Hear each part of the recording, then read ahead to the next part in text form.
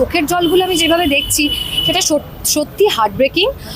আমিও ভেবেছিলাম যে এটা হবে না, কিন্তু আমিও রিয়েলাইজ করিনি যে মানে এমন একজন মানুষ এসছেন, এইটাও মানে আয়ত্তের বাইরে জিনিসটা চলে যাবে। সবাই হয়তো চেষ্টা করেছে, কিন্তু তা সত্ত্বেও জিনিসটা আয়ত্তের বাইরে চলে গেছে।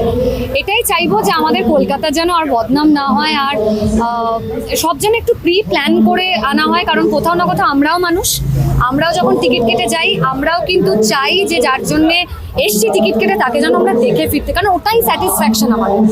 তো সেইটা যেহেতু হয়নি, আমিও অঙ্কুশের সাথে একই কথা বলবো যে ট্রোলিং, লোককে গালিগালাজ করা এটা সলিউশন নয়, বা এটা করে কোনো লাভ নেই। কিন্তু পরবর্তীকালে যেন আমরা আবার মানে এত বড় সেলিব্রিটি বা গডলি ফিগারকে আনার যখন চেষ্টা, তখন যেন এই ধরনের কোনো রকম পরিস্থিতি আর ক্রিয়েট না হয়। আর আমরাও মানুষ হিসেবে যেন সাপোর্ট করতে পারি সবাইকে, যেন এই পরিস্থিতিটা ক্রিয়েট না হয়।